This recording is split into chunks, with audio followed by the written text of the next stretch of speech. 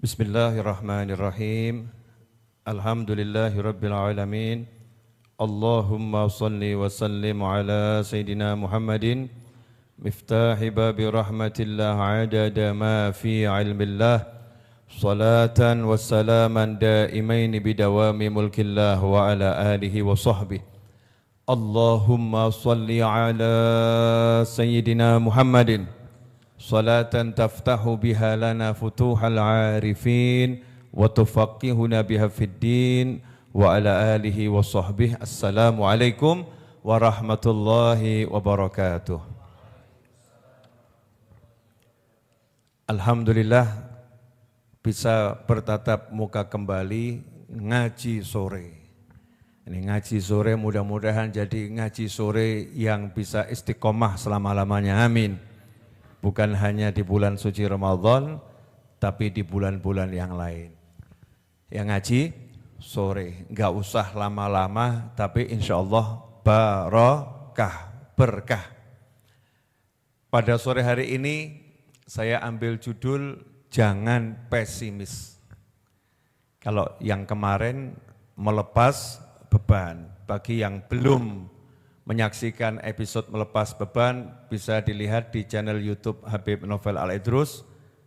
Di bagian left itu ada rekamannya dengan judul melepas beban. Sore hari ini judulnya jangan pesimis.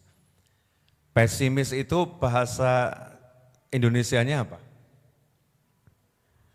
Ya pesimis ya.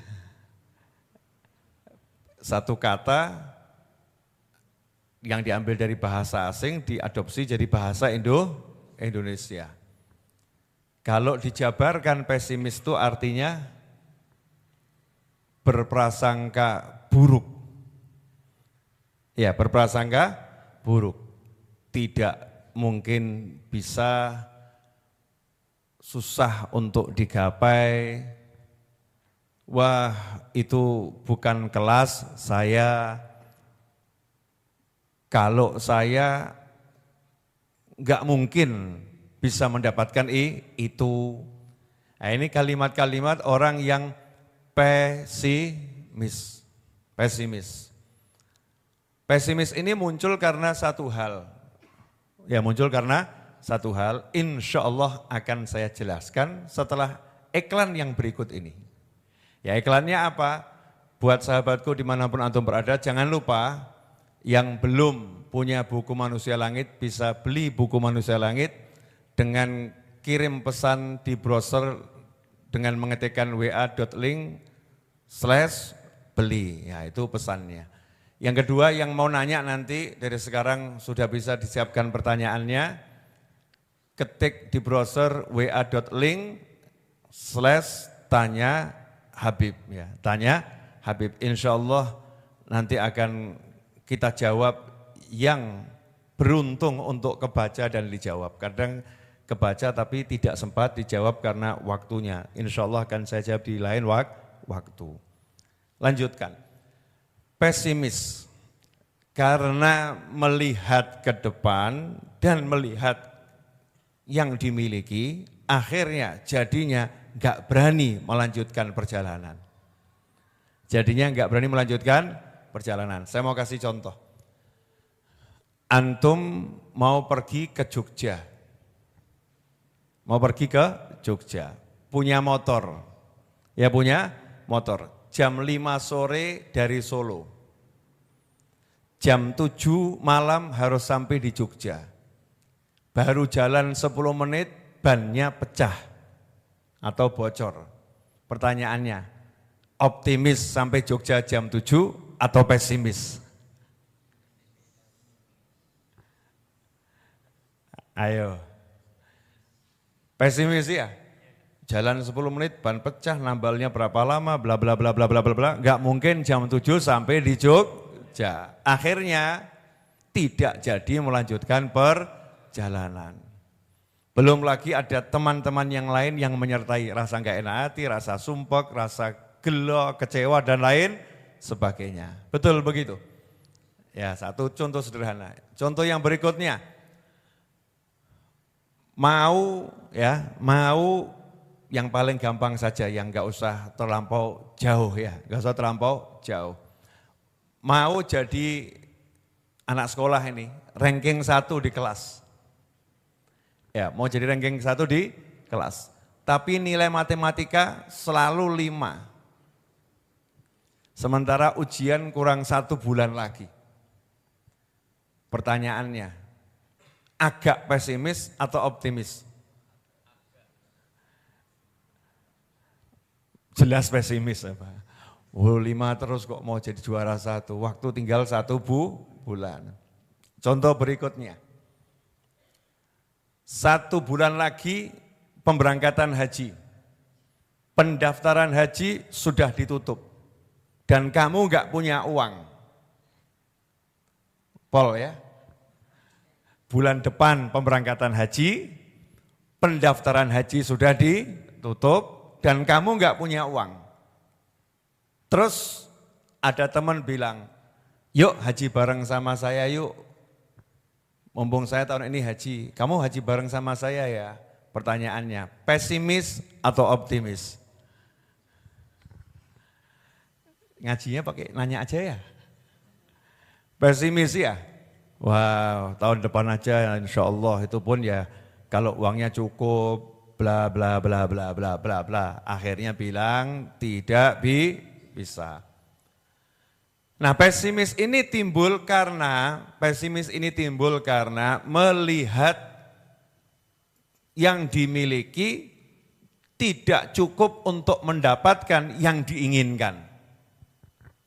Melihat yang dimiliki tidak cukup untuk mendapatkan apa yang diinginkan. Pertama itu. Yang kedua, melihat hambatan di depan terlampau besar. Hambatan di depan terlampau besar.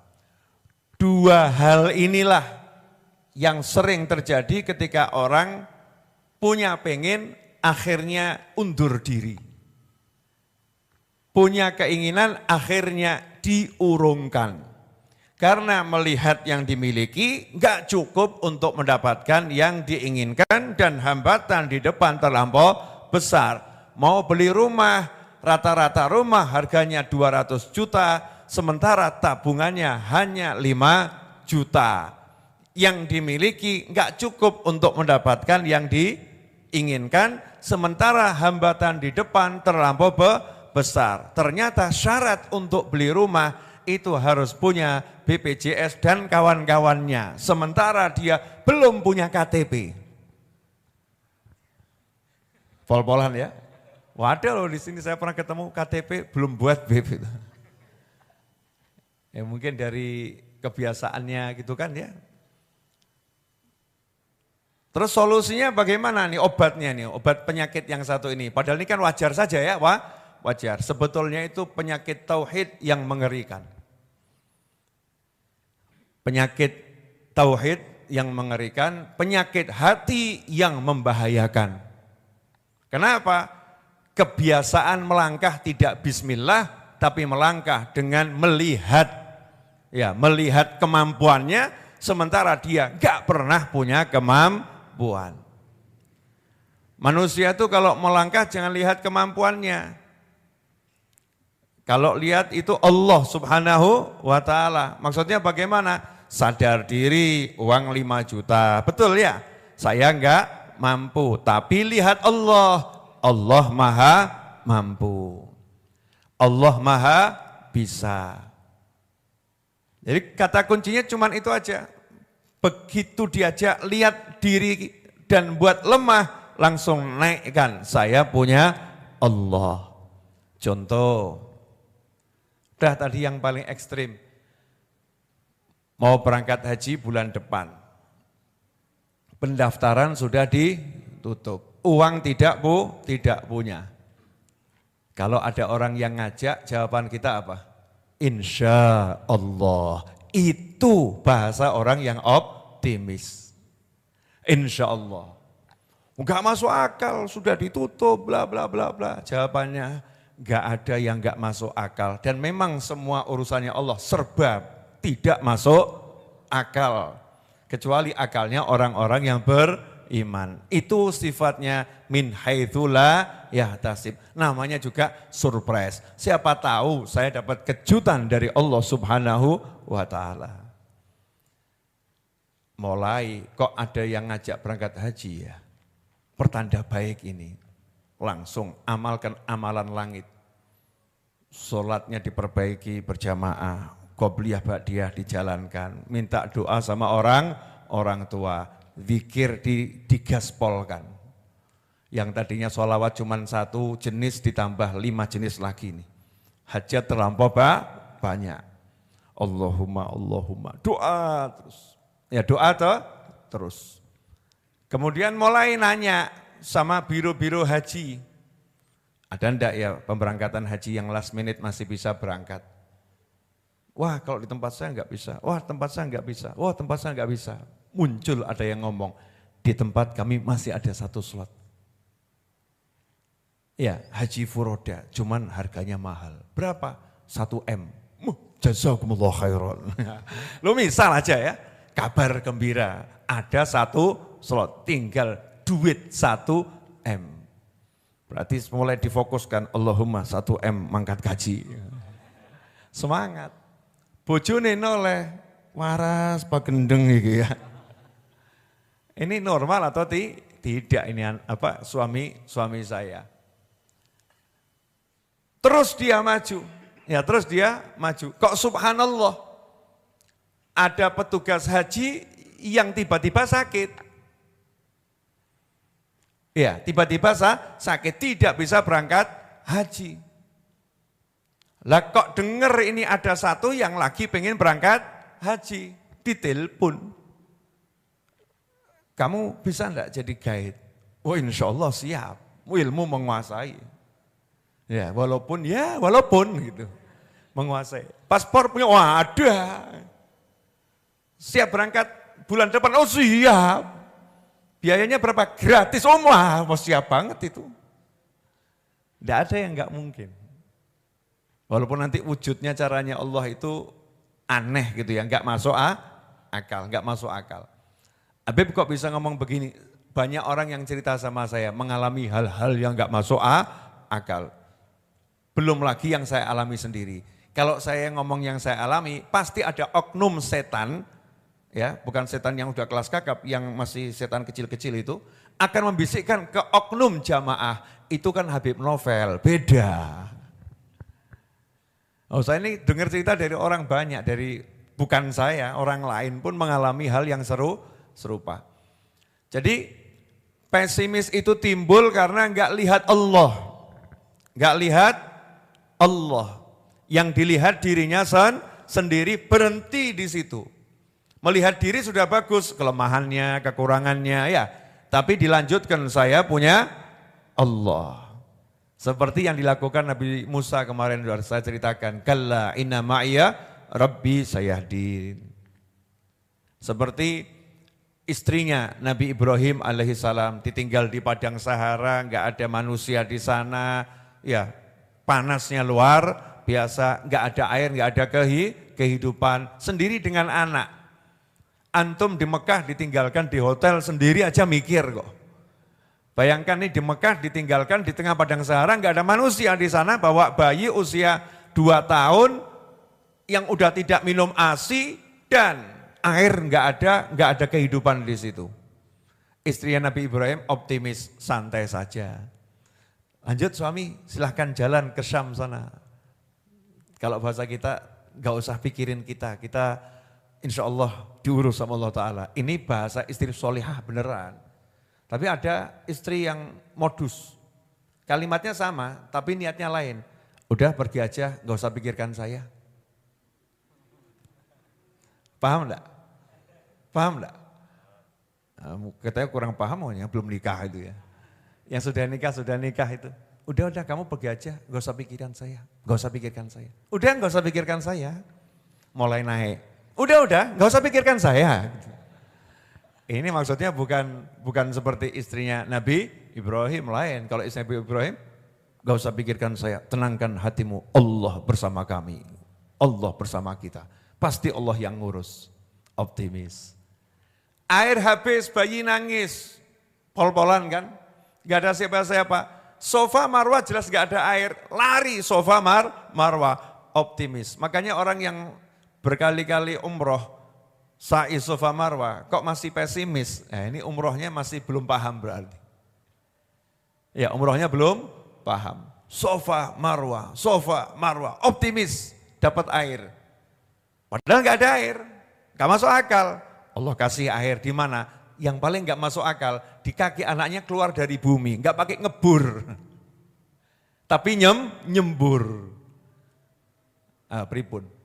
Ini orang yang sudah menggantungkan hatinya pada Allah Ta'ala, dia akan selalu optimis. Alhamdulillah masih ada 5 menit, kita buat 3 menit untuk tanya jawabnya. Ya insya Allah.